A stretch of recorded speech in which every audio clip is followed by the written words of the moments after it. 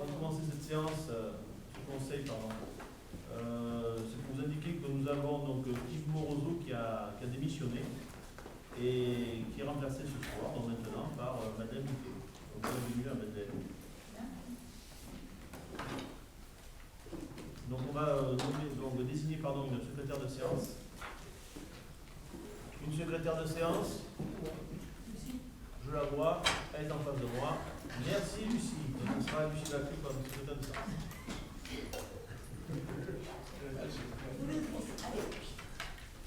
Donc comme il y a, comme vous le savez, suite à l'ordre du jour, il y a pas mal de petits votes d'élection à faire. Donc je dois vérifier le quorum. Là je constate avec vous que le quorum est au complet. Il y a 23 élus. Donc la première délibération.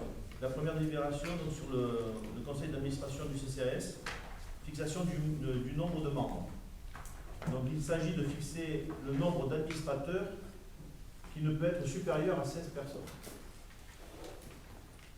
Donc du coup, vous savez, le maire préside de droit, donc il n'est pas dans ces 16 personnes. Et je propose que le conseil d'administration soit composé de 16 personnes. Donc qui est contre? Qui s'abstient? Très bien. Donc le vote va se faire par liste de panachage, sans panachage, ni vote préférentiel à bulletin secret. Le scrutin est à la représentation proportionnelle au plus fort reste. Donc je vais vous indiquer les listes. Donc aujourd'hui, donc deuxième délibération, vous allez avoir une pochette supplémentaire.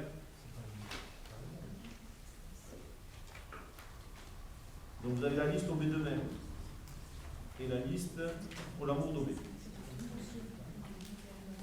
Donc vous avez à l'intérieur 3 bulletins, un bulletin par qui représente chaque liste, et un bulletin blanc. Et je propose qu'on fasse comme la dernière fois, que ce soit les plus jeunes qui procèdent au vote et au jugement. Donc, je vous annonce les résultats. Donc, sont élus au conseil d'administration du CCAS. Donc, Hélène Lavergne, Lucie Delacruz, Céline Combe, Christian Roussel, Jean-Claude Rome, Mireille Schneider, Ariane Caro et Estelle Villanova. Bravo.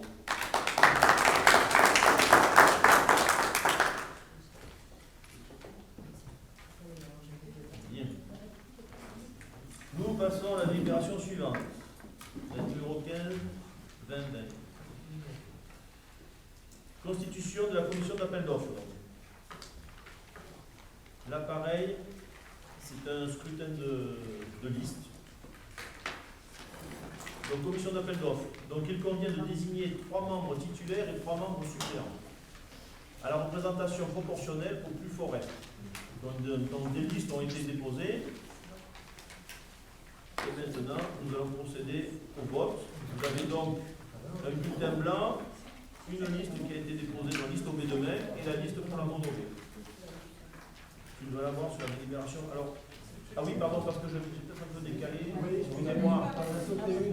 Excusez-moi, j'ai juste inversé, c'est vrai, j'ai oublié de vous le dire. On a inversé pour faire ces deux élections-là parce qu'elles sont au plus fort reste. Donc, c'est des élections similaires au niveau. Donc c'est la numéro 15, non pas le numéro 14. C'est la 15-20.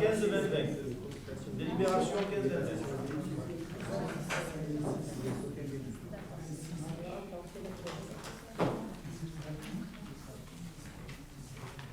Là, pareil, vous mettez un bulletin.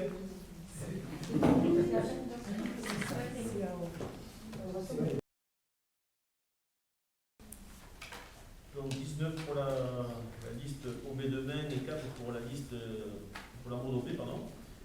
Donc sont élus à la commission d'appel d'offres en titulaire Richard Béraud, Karine Molitor et Madeleine Buquet, en suppléant Angélique Roussol, Emiliana Branay et Jean-Marc Lorenz. Voilà. Bravo à eux.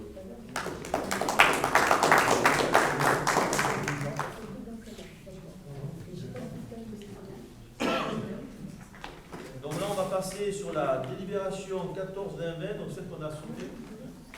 Donc on était passé sur la 15. Donc celle-ci, cette délibération, pardon, c'est pour les commissions municipales de travail. Donc il s'agit de créer des commissions municipales de travail, d'en désigner le nombre et les membres.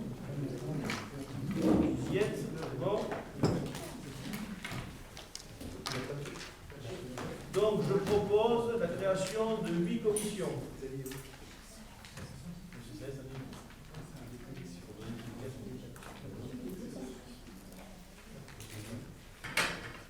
Donc nous allons, qui est contre la proposition de 8 commissions, qui est contre, qui s'abstient, unanimité pour la création de 8 commissions. Merci. Nous passons à la délibération numéro 16-2020. Alors,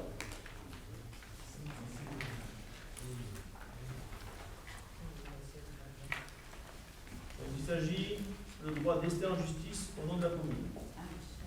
Donc, je vais vous faire la lecture du texte, histoire que vous ayez en tête, et certains doivent le connaître par cœur, je suppose. Il s'agit pour le conseil municipal, dans le cadre de l'article L2122-22 alinéa 16 du Code général des collectivités territoriales, de donner délégation au maire pour la durée du mandat, d'intenter au nom de la commune des actions en justice ou de défendre la commune dans les actions intentées contre elle. Ces contentieux intéressent les contentieux des POS et PLU, de tout document d'urbanisme relatif au territoire de la commune, ainsi que toutes les décisions et autorisations délivrées de façon générale en application des dispositions du Code de l'urbanisme. Les actions pénales engagées en toute matière par la commune sur citation directe ou plainte avec constitution de partie civile, les référés de toute nature et devant toute juridiction à l'effet de faire cesser un trouble manifeste ou qui serait condamné par l'urgence, les recours dirigés contre les délibérations du conseil municipal, toute affaire liée aux travaux publics communaux et au marché de travaux, les décisions et arrêtés municipaux ou tout acte administratif susceptible de recours pour excès de pouvoir, les autorisations et activités des services décentralisés que la défense soit assurée directement ou par la mise en jeu d'une assurance adaptée, les recours et contentieux dirigés contre les contrats de la commune, qu'il s'agisse d'un marché public, concession de services publics, affermage, et ce, quels que soient les stades de passation ou d'exécution du contrat. Je tourne la page. Les contentieux mettant en cause les finances ou le budget de la commune, les affaires liées à l'occupation du domaine privé ou public de la commune, toute affaire et contentieux relative à la gestion des domaines de la commune, toute affaire et contentieux relative des conventions ou contrats liant la commune à des tiers, toute affaire et contentieux relatif aux transactions, cessions ou acquisitions sur les biens communaux, les contentieux relatifs aux autorisations d'ouverture de commerce, solde, vente, liquidation et toute autre autorisation nécessaire pour l'exploitation d'établissements pour l'exercice d'activité, toute affaire et contentieux mettant en jeu la responsabilité civile, pénale, administrative de la commune, soit en défense directe, soit le biais d'une assurance adaptée, les contentieux liés ou expropriation à l'exercice du droit des préemptions, et ce à tout stade de la procédure,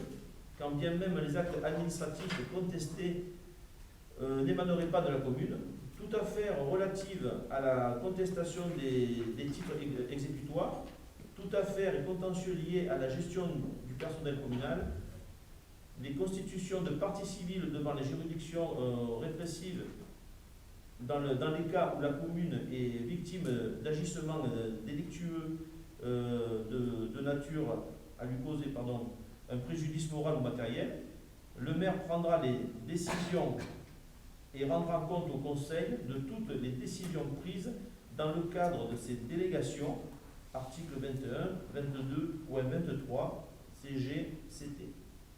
Voilà. Si vous voulez des précisions supplémentaires ou que je le relise, je peux le faire. Si vous voulez une délibération, je peux vous la communiquer.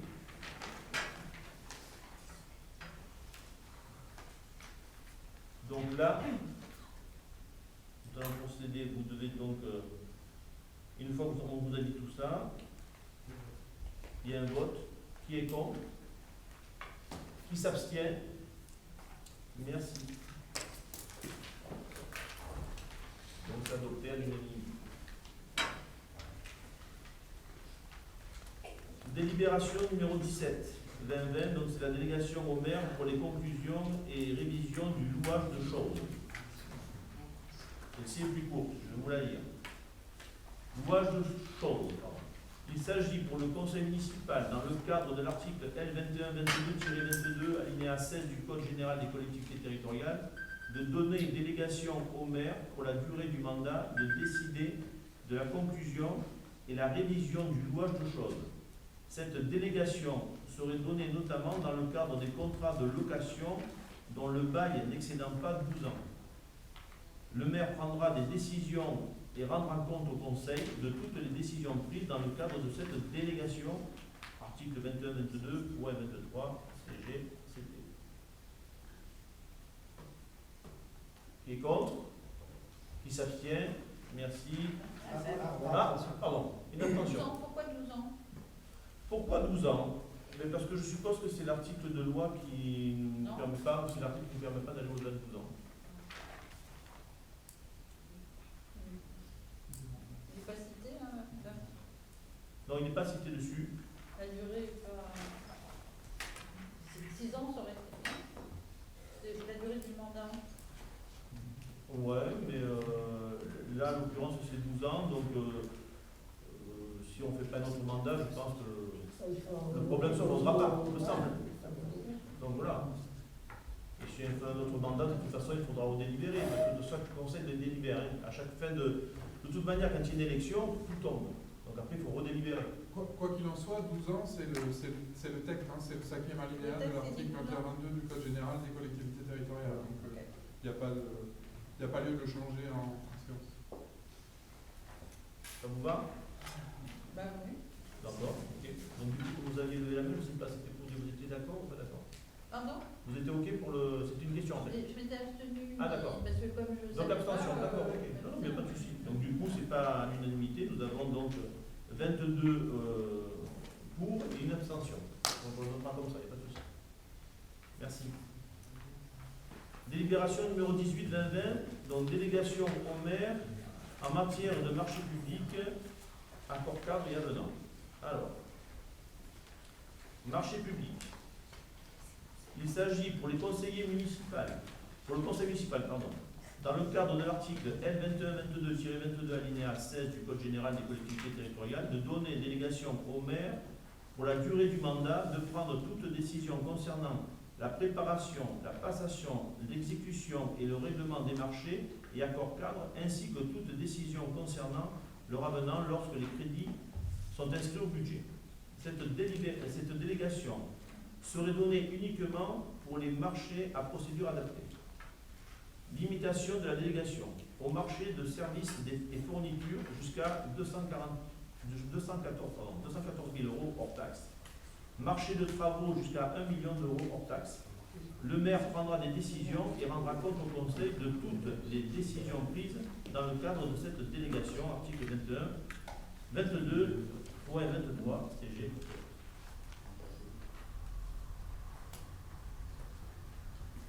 Qui est contre? Qui s'abstient? Donc, à l'unanimité, c'est adopté. Merci.